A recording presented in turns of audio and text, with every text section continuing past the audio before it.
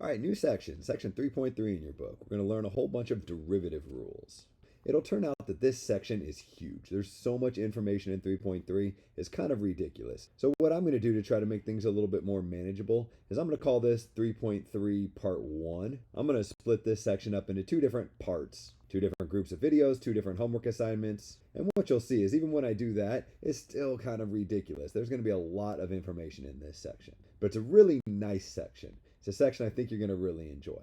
But before we get into the section, I want to start with something that everybody likes, something that's kind of cool. It's called Pascal's triangle. And hopefully you've seen this before at some point. The idea is it's just an arrangement of numbers in this triangular form where each number is just the sum of the two diagonally above it. So this 3, for example, comes from this 1 and this 2. This 56 is the sum of this 35 and this 21. And so on. Even these 1s you can kind of think of as this 1 and this 0 that's out here. This 9 is the 8 plus the 1.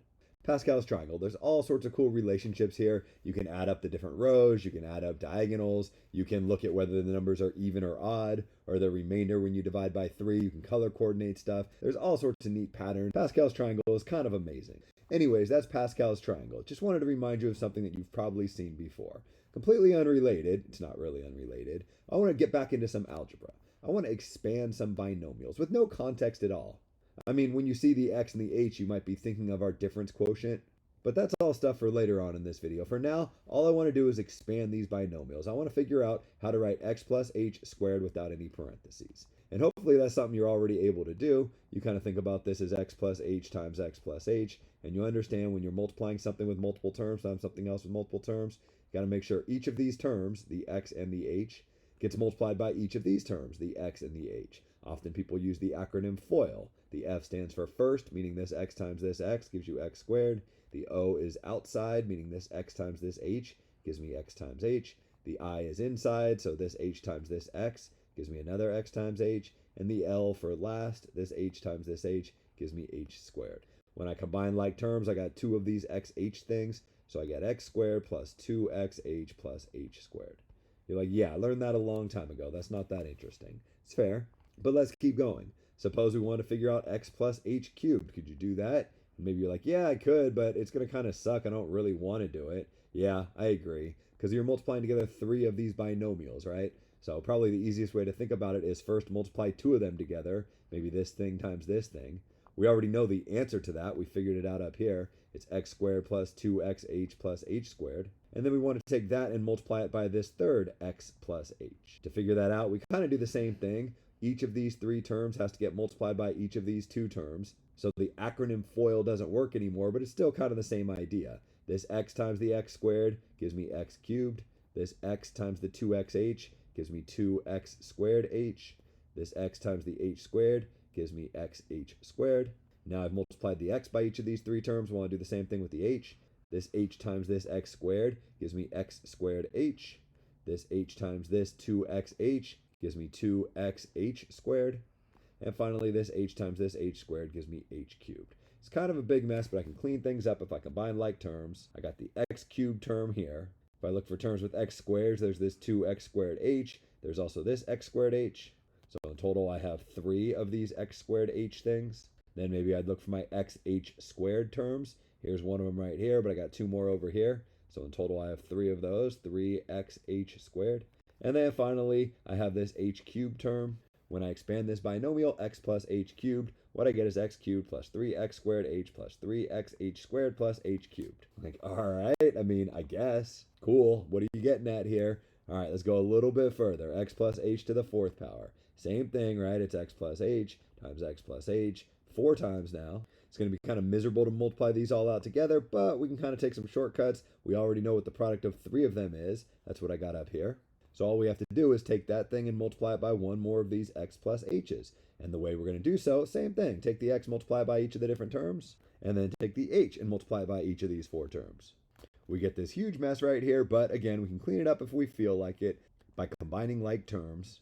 And when we do that, when we combine like terms, we get this is our answer down here. Okay, fine, I guess. What is your point? All right, we can keep doing this if we want. I'm not going to, but if we wanted to, we could figure out x plus h to the 10th power.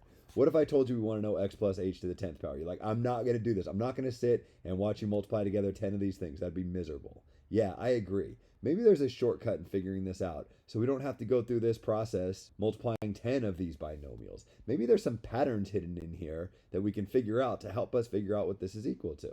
Well, of course, it turns out there are.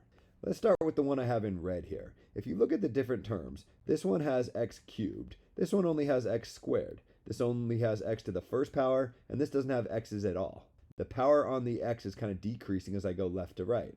And if you look at the power on the h, it's kind of increasing as I go left to right. There's no h's here. Here's h to the first power, h to the second power, h to the third power. The way I kind of think about it is this power of 3 has to get sort of distributed to the x's and to the h's. So I could take all 3 of them and give it to the x, or I could take 2 of them and give it to the x and give the other one to the h, or I could give 1 to the x, in which case there'd be 2 left over for the h, or I can give all 3 to the h. And there's nothing special about that happening with this 3. Same thing happens with this 4 right here. I give all 4 to the x, 3 to the x, so there's 1 for the h, 2 to the x, there's 2 to the h, 1 to the x, there's 3 for the h, and none to the x, meaning all 4 go to the h.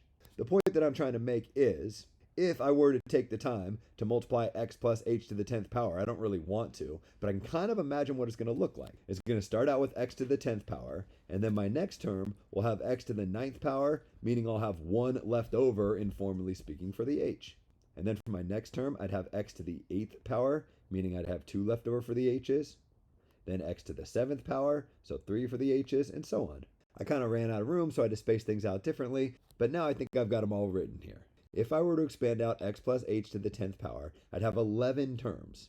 And you can keep track of the 11 terms by keeping track of the power on the x. X to the 10th, 9th, 8th, 7th, 6, 5, 4, 3, 2, 1, and 0 power. And you're like, no, that's not the answer. You're forgetting something. There's numbers out in front of some of these guys. These terms have coefficients. The reason we had to go through all this foiling is to figure out the coefficients, right? The coefficient on the x cubed term up here is a 1. The coefficient on the x squared h term here is a 3. The coefficient on the xh squared term is a 3. The coefficient on the x cubed term is a 1. But the problem is those change. If you look at x plus h to the 4th power, the coefficients are 1, 4, 6, 4, and 1. So yeah, it's cool that we figured out this little pattern going on with the powers on the x's and the h's, but that doesn't tell us the expansion of x plus h to the 10th power. We need to know the coefficients. We need to know the 1, 4, 6, 4, 1. That's too bad. I wonder where we're ever going to find something that gives us all of those coefficients for free. I wonder if we could ever figure out something that would have every single one of the coefficients that we would ever need listed right in front of us to make life super easy. As you can kind of guess, Pascal's triangle gives us exactly that. Remember the 1, 4, 6, 4, 1 that were the coefficients on x plus h to the 4th power, this 1, 4, 6, 4, 1? Sure enough, they show up in this row of Pascal's triangle. And there's nothing special about that row. Same thing happens if you have x plus h to the 3rd power. The coefficients show up right here. The 1, 3, 3, 1 are the same coefficients you see here. And if we really wanted x plus h to the 10th power, all we'd have to do is go down here to the 10th row. I know you might argue this is the 11th row, but this one is typically referred to as the 0th row, so that I can call this the 10th row.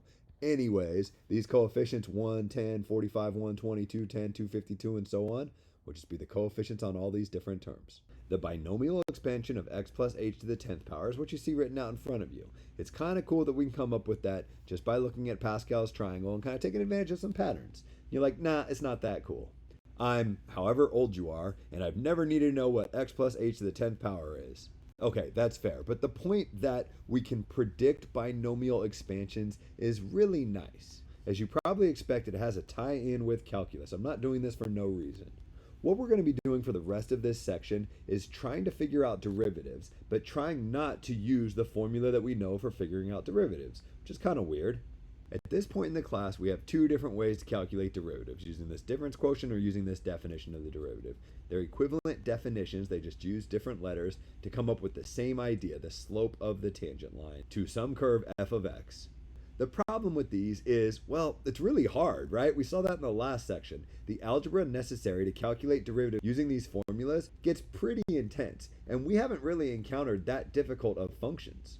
I mean, we've looked at polynomials and kind of simple rational and radical functions. But what if our function were like a trig function? Or some composition or product of something of functions? What if we wanted to find the derivative of, I don't know, x squared times sine of x divided by the square root of 3x squared minus 5x plus 4? Right? Imagine putting that into this formula. Imagine evaluating that expression at x plus h and then evaluating at x, and trying to combine those huge messes in some sort of way to get that h in the denominator to cancel out. Like, that would be a nightmare. You'd never want to do that. So while we have a way to figure out the derivative, in fact, two of them, it's not ideal in that it's really hard to figure out derivatives this way. So what we're going to do for, I don't know, the next month or so, is we're going to look for ways to avoid using these formulas, loosely speaking. I mean, we have to come back to the formulas because it's how we figure out derivatives, but we're going to try to find patterns in these formulas. We're going to kind of try to think about what would come out of this formula if we put a certain type of function in. And if we can make predictions about what would come out of that type of formula, maybe we can see some sort of patterns and take advantage of that so we don't always have to use these formulas. It's sort of a weird strategy that we're employing in this class, but it'll be really satisfying when you start to see these patterns in the numbers and you're able to take derivatives of really complicated functions without doing the really complicated algebra that we learned in the previous section. Anyways, without further ado, let's start with the fairly basic function, f of x equals x squared. If you were asked to find f prime of x, you could. You could use the definition of the derivative or the difference quotient. In fact, we've already done that. Before I recreate this example, I want to make a comment about notation. Up here, when we're being asked to figure out the derivative, we kind of need two mathematical statements, right? We need to define the function here, and then somebody asks you to figure out the derivative of that function. It'd be nice if we kind of do that all in one. It'd be nice if there was a shorthand way to express all this information. And it turns out there is. You can just write this right here. What this means, this d over dx, think about it like a verb. It's telling you to take the derivative of something. So this d over dx, and then with the x squared in the parentheses, you want to read that as take the derivative of x squared. Essentially, all the information that you have here combined into one short, compact mathematical statement, which is kind of nice. Okay, so we're being asked to take the derivative of x squared. How do we do that? Well, we got a formula, right? Take the limit as h approaches 0, if you're using the difference quotient, of f of x plus h, in other words, x plus h squared, because f of x is x squared, minus f of x, aka x squared, divided by h. When we did this in previous examples, what we had to do was get rid of these parentheses so we can cancel out this h. Note that getting rid of these parentheses is expanding a binomial. X plus h to the second power is something you could probably just figure out on your own, but thanks to the work that we did up here, we don't even need to use this FOIL acronym. We know exactly what the answer will look like. Think about we're distributing this exponent of 2 to the x's and to the h's. So if I give both of them to the x's, I get x squared. If I give 1 to the x, I'm left with 1 for the h. So I'd have x to the first power, h to the first power. And if I don't give any to the x, there's 2 left over for the h. So I have h squared. But remember, this isn't the expansion. We have to be careful. We have to know what the coefficients are. Thankfully, Pascal's triangle provides those coefficients to us. They're 1, 2, and 1. So there's a 1 right here, a 2 right here, and a 1 right here. So that's it? That's what the top is? Nah, that's x plus h squared. We still have to subtract x squared from that, and then divide the entire expression by h. At this point, you can probably see the finish line, but I want to go through it again because I want us to be able to predict all these steps without actually doing it. This x squared and this x squared are going to cancel out. That's always going to happen, and that'll leave me with 2xh plus h squared divided by h. That's going to leave me with a bunch of terms that all have h's in them, so I can factor out an h from all those terms and cancel it with the h down in the denominator. When I cancel this h, I'm left with just 2x. When I cancel this h, I'm left with one more h. I get 2x plus h, a limit that I can evaluate, changing all the h's into zeros to get 2x as my answer. If you're asked to take the derivative of x squared, your answer is 2x because you've gone through all these different steps. Let me highlight a few of those steps. This x squared that we see right here canceled out with this x squared, the f of x, in our difference quotient, and that left these two terms. The 2xh acted a little bit differently from the h squared, because after these terms in red canceled out, I had to factor out an h from each of these terms. And since the 2xh only has one h, when I canceled that one h with this h in the bottom, it produced something, this 2x down here, that didn't have any h's at all. This h squared, because it has more than just one of the h's in its product, even when I cancel out one of the h's, I'm still left with an h at the very end. And that's important to know when I am or am not left over with an h, because all the h's are going to go to 0 when I evaluate this limit. So the fact that this h had a power greater than 1 meant it was going to go away. The purple stuff completely cancels out. My answer, this 2x right here, came from this 2x, which came from this 2xh, which survived because it had h raised up to the first power. This term that had h to the 0 power canceled out with this term that had h to the 0 power, and this term, which had h to the greater than 1 power, 2 in this case, had too many h's, loosely speaking, to cancel them out with the single h that I have down in the denominator. So when I got down here to this step where I'm evaluating the limit, there was still an h left over, which meant poof, it's going to go away. You're like, yeah, I get the point. Move on. Okay, sorry. I know I went through that really slowly, but there's a reason I'm doing that. Let's take the derivative of x cubed. If I again use the difference quotient, I would have x plus h to the third power minus x to the third power divided by h. I'd have to get rid of these parentheses first. When you're thinking about getting rid of these parentheses, maybe you're thinking that's a lot of work, but don't worry, because of our analysis that involved Pascal's triangle, we know how to expand this binomial. There's going to be an x cubed term. There's going to be an x squared h term. There's going to be an xh squared term. And there's going to be an h cubed term. All we need to know are the different coefficients. The coefficients come from the third row of Pascal's triangle, this 1, 3, 3, and 1. So there's a 1 here, a 3 right here, a 3 right here, and a 1 right here. That's just the x plus h cubed. I still have to subtract x cubed and then divide by h. Maybe before I go any further, I can color coordinate some stuff. Notice that I have an x cubed right here. This x cubed is going to cancel out with this negative x cubed in much the same way that this x squared canceled out with this negative x squared. This 3x squared h is going to be a super important term. More on that later. This 3xh squared term and this h cubed term are not going to end up mattering. Why? Because in the next step, I'm going to get rid of the red stuff. That leaves me with this expression. The 3x squared h survived. It's hanging out right here. The 3xh squared and the h cubed also survived. Those are hanging out over here. But think about what I'm going to do next. I'm going to take advantage of the fact that all of these terms have an h in them, so I'm going to cancel out the various h's. This term in blue only has one h, so when I cancel that one h with this h, it's left with no h's at all, 3x squared.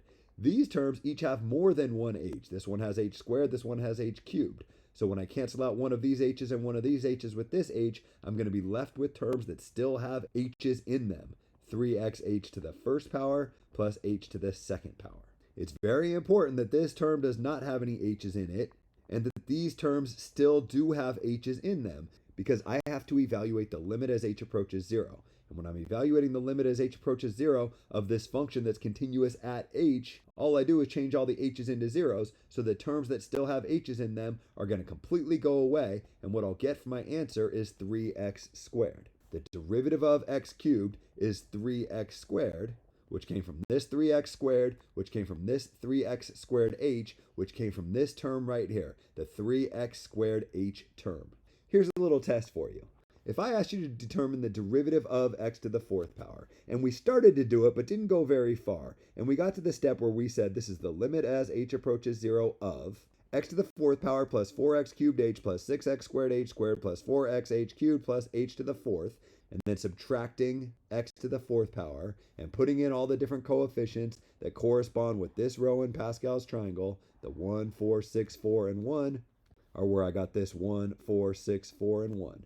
If you got this far, could you just stop? Could you just look at this and tell me exactly what the derivative is going to end up being? I mean, I know you know the steps that you'd have to do. You could figure this out if you went through all the different steps. But my question is not, can you continue to go through the steps? My question is, can you tell me the answer right now without doing any more math? Can you look at this and tell me the derivative? In case you can't immediately, the idea is to think about it in terms of this color coordination. This x to the fourth and this minus x to the fourth will cancel out every single time. This term right here, 4x cubed h, is going to be super important because the h is only raised up to the first power. Contrast that with these three terms right here, which all have h's raised up to powers greater than 1, second power, third power, fourth power. In the next line, I'd cancel out the stuff in red. In the line after that, I'd factor on an h from the top and cancel it with this h in the bottom.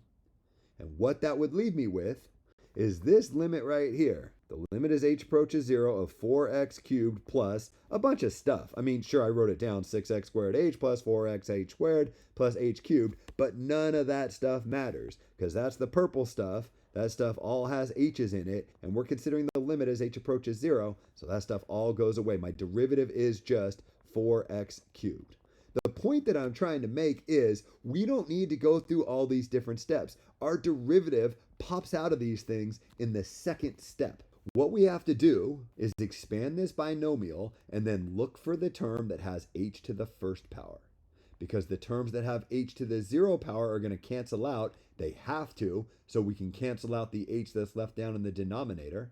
And when we're canceling the h down in the denominator, it's only going to take one h away from all the terms that survived that first cancellation. The terms that end up with an h in them go away when we take the limit as h approaches 0, so all of the terms that have h raised up to a power greater than 1 don't matter. And all of the terms that have h raised up to a power less than 1 don't matter.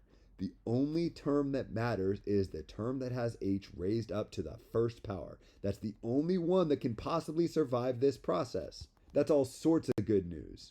This derivative of 3x squared was apparent when we saw this 3x squared h. This derivative of 4x cubed was apparent when we saw this 4x cubed h. That's nice because expanding these binomials is kind of annoying. If I asked you to figure out the derivative of x to the 10th power, you'd be like, that's going to take forever. I really don't want to do that. But you don't have to do that. You just have to understand what would happen if somebody were going to do that, right? They take the limit as h approaches 0 of f of x plus h, in other words, x plus h to the 10th power, minus f of x, in other words, x to the 10th power, divided by h. All of the work would be in this next step where they have to expand this binomial. But you don't really have to expand the whole binomial, right? You know the first term is going to be x to the 10th power. And then you know the next term is going to be the magical term, the one that matters. In this case, it ends up being 10x to the 9th power times h.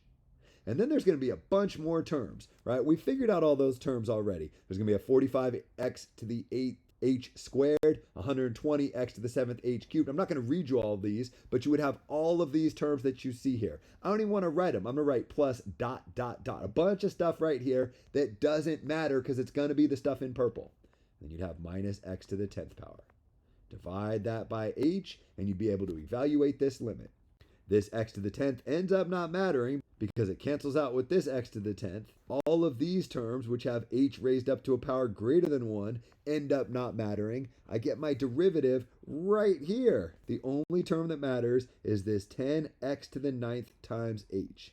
And this h will cancel with this h, and then when I take the limit as h approaches 0, all the purple stuff's gone, and I get 10x to the 9th power as this derivative. That's kind of cool because if I had put this on the homework from last section, if we try to do this with the difference quotient instead of looking for patterns, I'd be the meanest teacher of all time because you'd have to be thinking what's x plus h times x plus h, but you'd have to do this 10 times and you spend pages and pages filling up algebra just to get this answer right here if you didn't know this awesome shortcut of Pascal's triangle. And you're like, yeah, but how often do you have Pascal's triangle writ out in front of you? Like, I need to know all these different coefficients, right? And I didn't know this 1, 10, 45, 1, 22, 10, 252, 210, 1, 20, 45, 10, 1. I didn't know all these different coefficients that go on each of these different terms of the expansion of x plus h to the 10th power. And I'm like, don't worry about it. You don't need to know them all because most of them end up not mattering. Most of them correspond with an h that is raised up to a power greater than 1. So when we go through this process, they're going to stick around all the way to the end. And when we evaluate the limit as h approaches 0, they're going to all go away. You can also ignore the term without any h's at all because that will always cancel out with the f of x in our difference quotient up here. So really, you don't need to know all the coefficients. You just need to know what is the coefficient on the second term in the binomial expansion that you're interested in. You only need to know this 10. You only need to know the coefficient on the second term in the binomial expansion. And guess what? Great news for you there. It's very predictable, right? It's the easiest pattern in the world. In the 10th row, it's just 10. In the 9th row, it's just 9. In the 8th row, it's just 8. If I ask you to take the derivative of x to the 22nd power, it's really easy to figure that out.